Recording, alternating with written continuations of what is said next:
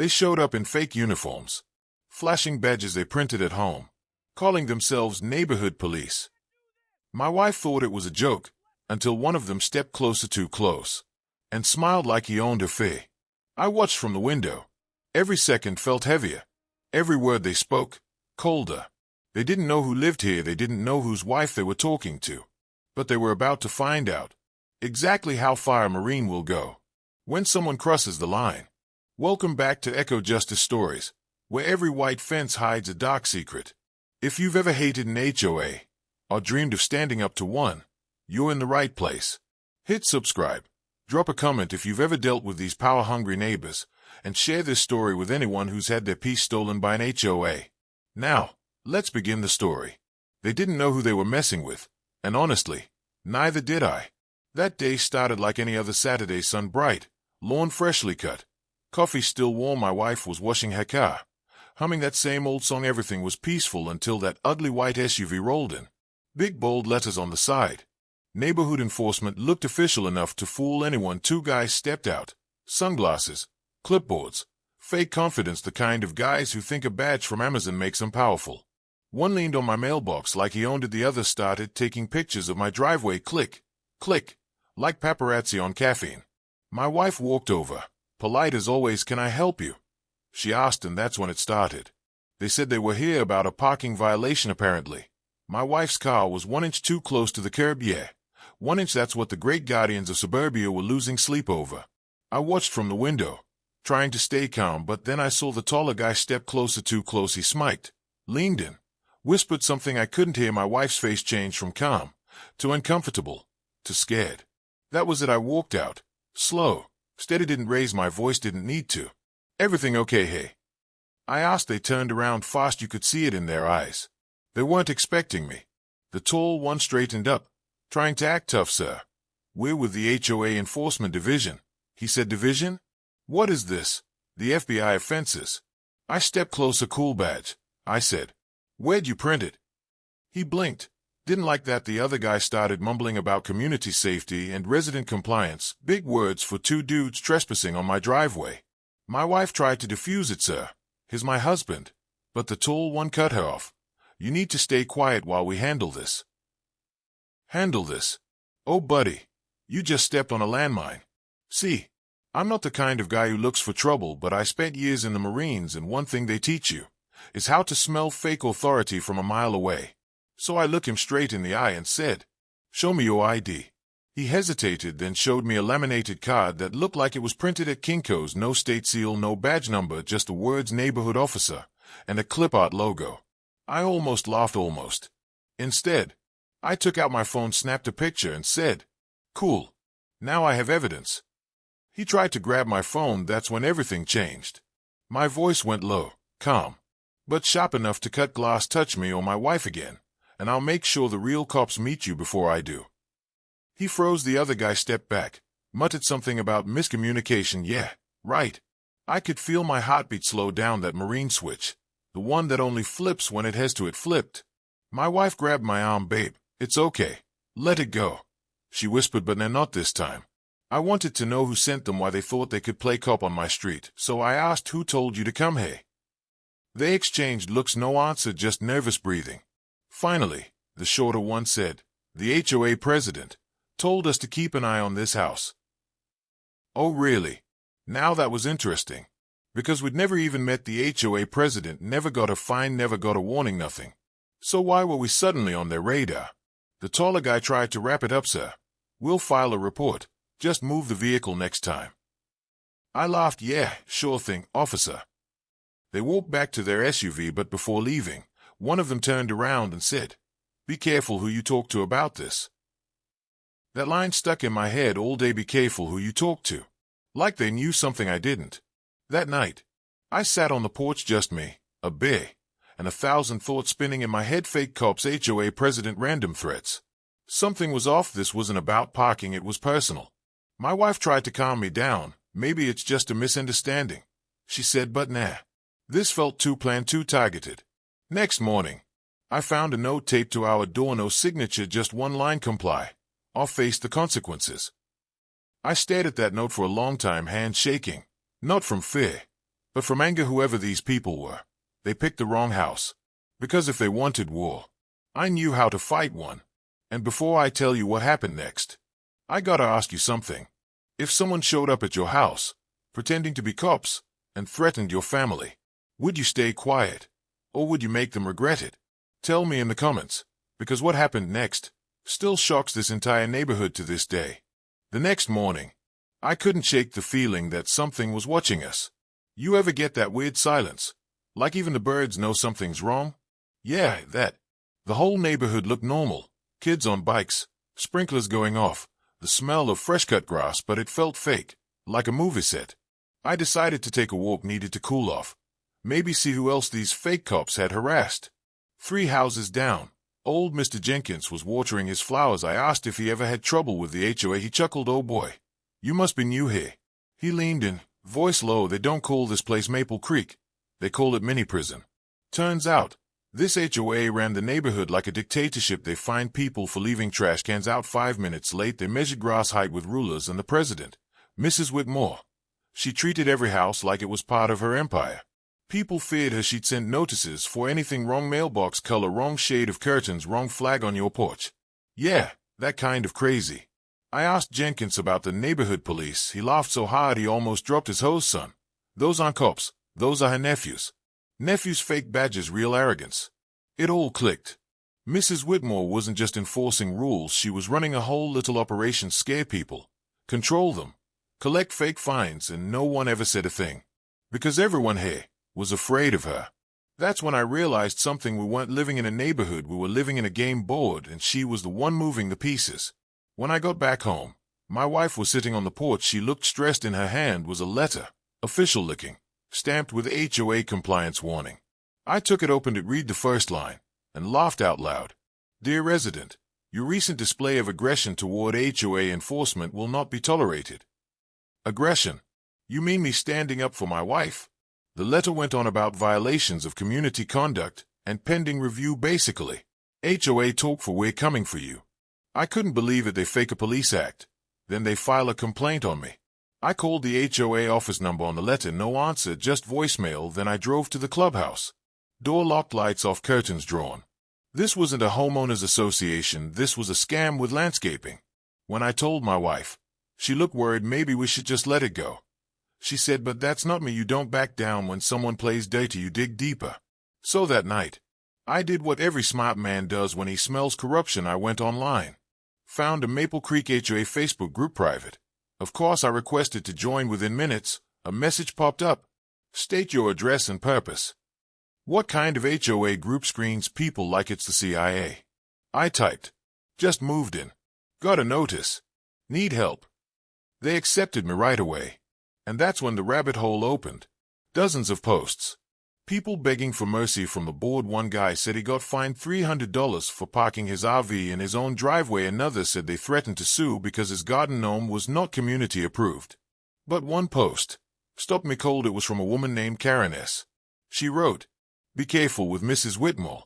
Her nephews don't just fine you. They watch you." Watch you, that word hit me harder than I expected. I scrolled through the comments. Most were deleted. The few left said things like, "You're next," and "they always find out." This wasn't petty anymore, this was creepy. I shut my laptop, looked out the window, and guess what I saw? That same white SUV parked right under the streetlight, engine off, lights off, just sitting there. No movement, no sound, just 2 shadows inside, staring at my house. My wife walked in, saw something. She asked. I forced a smile. "Just the neighborhood welcoming committee." We laughed, but it wasn't real laughter. It was nervous, the kind that hides fear under sarcasm. I didn't sleep much that night. Every sound outside made me look out the window. Every car that passed made my pulse jump. The next morning, I knew what I had to do if the HOA thought they could intimidate us. They were about to learn what intimidation really looked like. Because this Marine wasn't backing down, not now, not ever. But before I tell you how I turned the tables, tell me something. If your HOA started spying on you, would you pack up and leave, or stay and make them regret ever picking your house? Drop your answer in the comments, because the next part is where everything explodes. Next morning, I woke up to the sound of arguing outside. I looked through the blinds, and there they were again. The same 2 fake HOA cops standing near my wife's car. She was talking to them, trying to stay calm, but her hands were shaking and one of those clowns was smiling like it was funny. I walked out barefoot, coffee still in hand, didn't even say good morning, just looked at them long enough for the smile to fade off their faces. "What's the problem this time?" I asked. The tall one pointed at my wife's bumper. "She's parking on HOA property." He said. I blinked. "HOA property? That's my driveway, genius." He smiled. "Your driveway is partially within HOA jurisdiction." I laughed. "Buddy, the only jurisdiction you've got is your mom's Wi-Fi connection." The short one stepped forward. "Sir, if you don't comply, we'll issue a violation notice." Comply, that word again. They loved that word like it made them powerful. My wife tried to de-escalate. "Look, I didn't know." But before she could finish, the tall guy raised his voice. "You always know. Rules are rules." And the way he said, like she was beneath him, that hit me harder than I expected. I could feel the Marine in me waking up again. I took a slow sip of coffee, then stepped between them and my wife close enough that the tall one had to look up at me. "You done talking to her?" I said. He didn't answer. He just looked away. "Good choice." I told my wife to go inside, but she refused. Her voice cracked a little. "No, I didn't do anything wrong. Why should I?" And man, hearing that broke me a little, because she was right. She didn't do a damn thing wrong. We just wanted to live in peace, but these HOA psychos kept pushing. The short guy pulled out his phone, started filming documentation purposes. He said. I smiled. "Perfect. Get my good side." I turned around and started filming him back. "Oh, and say cheese for the sheriff." That's when things changed. They both froze. The tall one whispered, "He called the cops." I didn't say a word, just smiled and kept recording. A few minutes later, they got back in their SUV and drove off. No warnings, no fines, no fake smiles. Just silence. But I knew it wasn't over, because a few hours later, an email showed up from the HOA office. Subject: escalation of conduct. I opened it and it was pure nonsense, accusing us of aggressive behavior toward HOA officers and disrupting community peace. Yeah, right, apparently. Standing in your own driveway now counts as a threat. I sent a reply. Your fake officers showed up uninvited. Keep them off my property. Didn't even hit send before another message came in, this time from Mrs. Whitmore herself. Mr. Walker, if you continue to resist compliance, further action will be taken. Further action sounds official, sounds scary, but I've dealt with scarier things than a suburban tyrant in pearls. That night, my wife couldn't sleep. She kept checking the window. Even the cat was on edge. At one point, she whispered, "What if they really do something?" I looked at her and said, "Then they'll learn why Marines don't flinch." I started writing everything down: dates, times, screenshots, emails. If they wanted to play legal, I'd play tactical. The next morning, I walked the neighborhood, talked to some folks. Turns out, we weren't the only ones being targeted. There was a single mom 2 streets over. They fined her because her kids left their bikes on the porch. Then there was an old veteran named Carl. They said his flag was too large for community standards, too large. Let that sink in. The more stories I heard, the angrier I got. This wasn't about order, it was about control. And Mrs. Whitmore, she wasn't just power hungry, she was vindictive. Later that day, I got a call from an unknown number. I picked up. A voice said, "You should really stop asking questions." Then they hung up. That's when I knew this wasn't a game anymore. I told my wife I needed to handle it. She begged me not to make it worse, but come on, I fought in real wars. I'm not scared of a woman with a clipboard. So I made a plan: simple, smart, dangerous. I was gonna expose the HOA, every fake patrol, every fine, every message, all of it. But I couldn't do it alone. I needed proof. I needed eyes inside. And believe it or not, I already had someone in mind. A neighbor who used to be on the board, who'd quietly left and never said why. The next evening, I knocked on his door. He opened it slowly, saw me, and sighed like he'd been waiting for this moment. "Let me guess," he said, "they came for you too." That's when I realized this whole neighborhood was living in fear, and I wasn't just fighting for my wife anymore. I was fighting for everyone trapped under this fake HOA kingdom. But the question was, how deep did their control go? How far would they go to protect their little empire? Tell me in the comments. If you found out your HOA was running a secret operation in your neighborhood, would you stay silent, or would you burn it all down? That night, I couldn't sleep. Every creak in the floor, every passing car, made my mind spin faster. All I could think about was that call. You should really stop asking questions. Most people would have backed off but me. Now that's not in my blood. See, when you serve in the Marines, you learn two things. One, never start a fight. Two, if someone else starts it, make sure you finish it. And those fake HOA cops, they started it. So yay, it was time to finish it. Next morning, I went to meet the ex-board member. His name was Mark, retired accountant, quiet guy, the kind who always waved but never talked much. He invited me in. House smelled like coffee and old books. I could tell he was nervous. He kept looking out the window, like someone was following him. I shouldn't even be talking to you, he said. They'll find out. I laughed. Who? The HOA Secret Service. He didn't laugh back. That's when I realized this was bigger than I thought. Mark told me everything. Mrs. Whitmore wasn't just bossy, she was manipulating the entire neighborhood fund, fake patrol budgets, phantom maintenance projects, even donations that never existed. And those two fake cops, they were her enforcers. She used them to scare anyone who questioned her. They'd show up, pretend to be authority, take photos, issue fake violations, all to keep people quiet. Why doesn't anyone call the real cops? I asked. Mark's side, they tried once, but she's got friends in the county office. Complaints dissipate. That's when I decided if the system was rigged, I'd go outside the system. I asked Mark if he still had contacts from when he was on the board. He nodded. Yeah, but they are scared. I leaned forward. Then let's give them a reason to stop being scared. We spent hours that day digging through his old files, emails, meeting minutes, financial statements. It was all there, proof of everything. Fake patrol expenses labeled neighborhood security, payments to her nephews listed as contract labor, even fake signatures from homeowners on approval forms. The deeper we went, the uglier it got. At one point Mark said, she ruined lives, man. Fined people till they sold their homes. And she enjoyed it. I could feel the anger boiling in my chest. This wasn't about parking or lawns anymore. This was about control, money, and fear. And I wasn't about to let her keep it. So I made a plan. We were gonna expose everything, but we needed timing, we needed eyes, and I needed proof from the source. That meant facing the fake cops again. Later that day, I sat on my porch. Waiting didn't take long. Around sunset, that white SUV rolled up again, right on schedule. I walked down my driveway. No fear, just calm. The tall one got out first. Didn't we tell you to stop bothering the HOA? I smiled. Didn't I tell you to get a real job? He didn't like that. He stepped closer. You think this is a joke? I looked him dead in the eyes. No. I think it's about to be a headline. Before he could speak, I lifted my phone, recording everything. Go ahead, I said. Say what you came to say.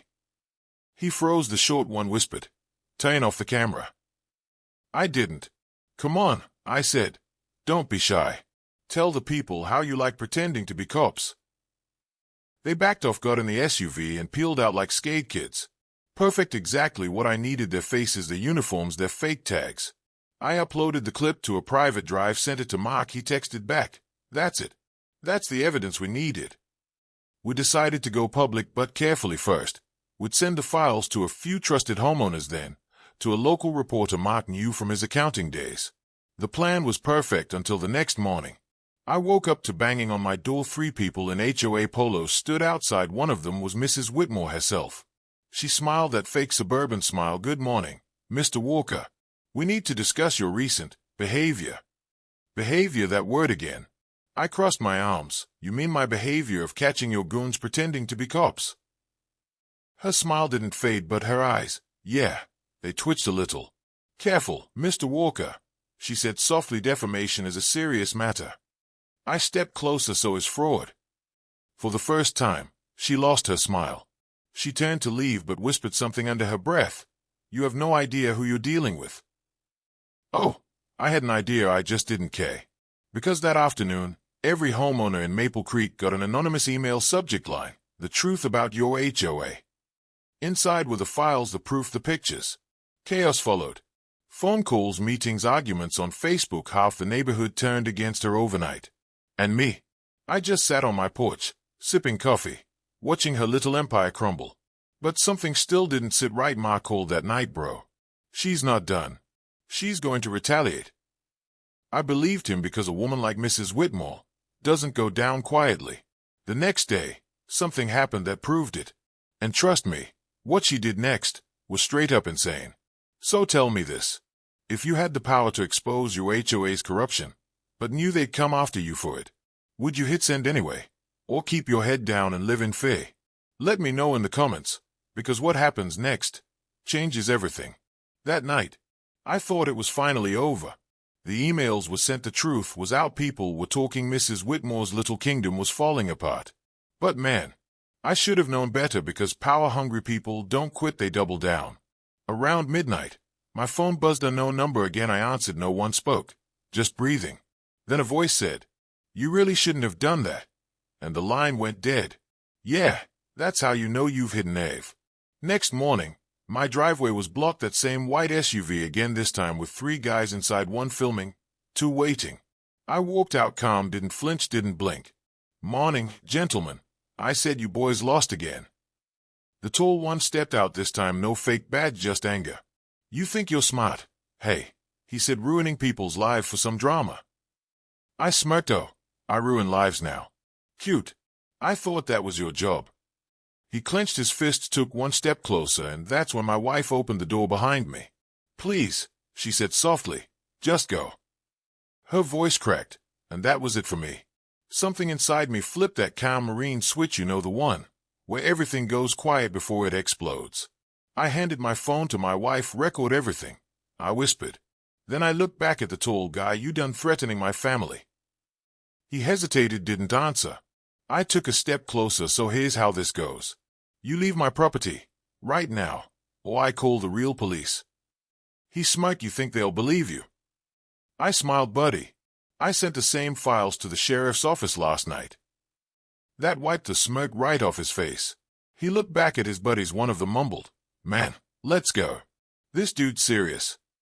But the tall one couldn't let it go. He leaned in, almost whispering, "You'll regret this."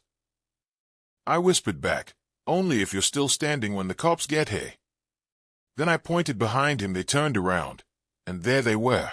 2 sheriff cruisers, lights flashing, sirens silent but loud enough in the mind. You should have seen their faces.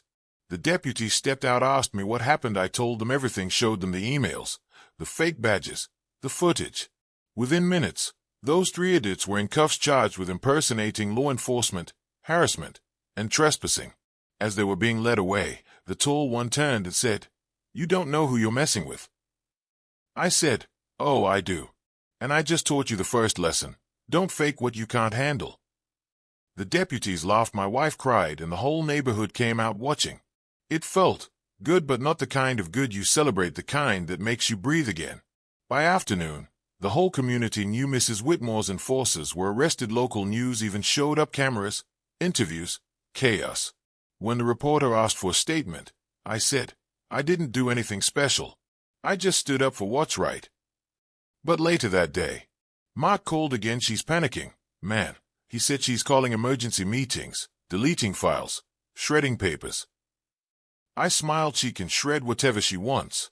The truth's already out." He was quiet for a second, then said something that stuck with me. "You know, people are finally waking up because of you."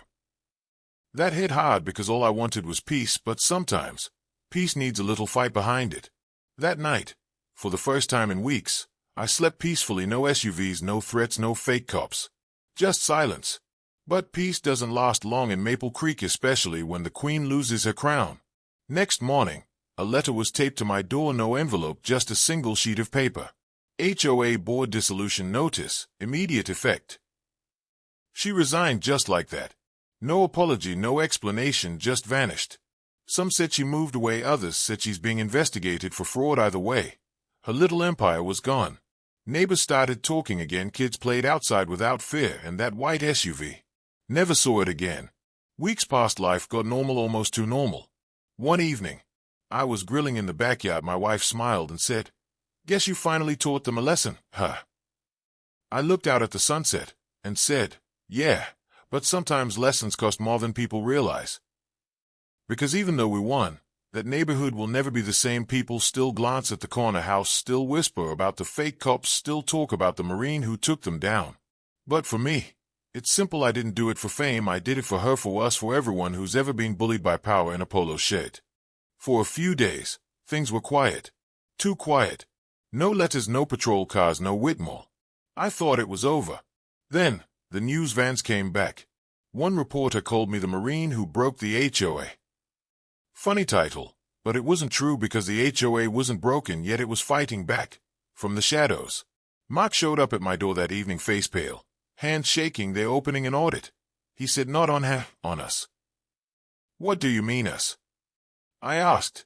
They told the county that we hacked into HOA files. They are calling it cyber intrusion. I laughed. You mean whistleblowing? He didn't laugh back. That's when I realized Whitmore still had friends in high places. Next morning, I got a call from a private number, a woman's voice this time, cold. Rehearsed, this is a courtesy notice. Legal action is being considered against you for property defamation and online harassment. Property defamation. Only an HOA could invent something that stupid. I hung up, but my wife, she was scared again. We thought exposing them was the end. Turns out, it was just round two. Later that week, a county inspector showed up unannounced, said he got a complaint about an unapproved backyard structure. He pointed at my grill. My grill. I almost laughed. They were weaponizing the rules now. I let him do his little inspection. He left shaking his head, probably embarrassed he even came. That night, Mark texted me they're deleting the HOA site. Back up everything you can. I spent hours downloading copies of meeting minutes, budgets, and old reports. Every file was like a puzzle piece, and when I laid them out, the picture looked ugly. Thousands in security fees sent to a P.O. box, fake maintenance projects billed by family contractors, even fake fines posted to residents who'd already paid. Yeah, the HOA was rotten to the core. I took it all to the sheriff's office. The same deputy who'd arrested the fake cops met me at the counter. He looked at the files, whistled low. Man, this thing's a circus. He promised to escalate it, said county investigators would handle it from there. But then he looked at me and said something that stuck. Watch your back, Marine. People with money and secrets don't go down easy. He was right. Next day, someone slashed my tires, all for broad daylight. Security camera caught a black SUV drive away, license plate covered. I sent the footage to the police. They said they'd look into it. Yeah, sure. Mark wanted to lie low. I couldn't blame him. He had grandkids in this neighborhood. But me, I wasn't built to hide. I was built to finish. So I went public again. Made a video, explained everything, showed the proof, names, numbers, files. Within hours, it went viral in the county Facebook groups. People were furious. Turns out, Whitmore didn't just run my HOA, she sat on the board of 3 others. 3. She'd built a whole empire of fear and fines, but now, everyone knew. 2 days later, the sheriff called me back. Mr. Walker, we've issued warrants. She's under investigation for fraud and impersonation conspiracy. I didn't celebrate, didn't smile, just sat there, breathing. Because it wasn't just about her anymore, it was about everyone who'd been bullied by fake authority, everyone who'd paid a fine out of fear. The neighborhood started changing after that. People repainted their houses, flags came back, kids laughed again. It felt like the color came back to the world. Then one evening, while walking my dog, I saw something, a for sale sign right in front of Whitmore's mansion-sized house. And behind it, the windows were dark, the curtains gone. Empty. She was gone. Just like that. No goodbye, no apology. But she left something behind. In the HOA mailbox, a sealed envelope with my name on it. I opened it. Inside was a single note. You may have won the neighborhood, but you'll never change people. No signature, just that. I smiled because maybe she was right. You can't change everyone, but you can show them they don't have to be afraid. That night, sitting on my porch, I looked around, same street, same fences, but everything felt different. For the first time, it actually felt like home. But there was one last thing I had to do because a story like this needed closure. And trust me, the way it ends, no one saw it coming. A week passed, then 2, and no one saw her again. No cars in her driveway, no mail collected, no movement behind those heavy curtains. The Queen of Maple Creek had vanished. Some neighbors said she ran off to Florida, others said she was hiding in her sister's house in Georgia. Me? I didn't care where she went, I just wanted the truth. Then one morning, I got a call from the county office. A soft-spoken man on the line said, "Mr. Walker, we thought you should know, the investigation's done." Done. They found proof of everything: fake patrol contracts, forged signatures, money wired to accounts in her name. Fraud charges confirmed, arrest warrant issued, but she was already gone. For a moment, I felt nothing, no joy, no anger, just quiet. Sometimes justice feels empty because it doesn't bring back the peace you lost. I hung up the phone, sat on the porch, watched the sun climb over those perfect lawns, the same lawns she used to control, the same people she used to scare. Now, they waved at me when they walked by, some stopped to talk, even thanked me. At first it felt weird. I didn't do it for fame, didn't do it for revenge. I did it because someone had to. But yeah, it felt good hearing those words, thanks for standing up for us. The new HOA board was different, transparent, friendly. They even invited me to join. I said no, told them I'd rather mow my lawn in peace. Mark still drops by sometimes. We sit on the porch, laugh about the old days. He calls me the HOA Terminator. I tell him I've retired from war. My wife, she finally smiles again. No more fear when the doorbell rings, no more fake warnings taped to the gate, just calm evenings and the smell of barbecue. Life feels normal again, maybe even better than before. But sometimes, late at night, I still think about that note she left. You'll never change people. Maybe she's right. Maybe there will always be another Whitmore out there, another person hungry for control. But maybe there'll also be someone willing to fight back. That's what keeps me going. Because every neighborhood, every small town, needs someone who says enough. I'm not a hero, just a man who got tired of fear, tired of silence, tired of fake power hiding behind fancy rules. Now when I walk my dog past the old HOA office, it's empty, door locked, sign faded. And right above the door, someone spray painted 2 words. Never again.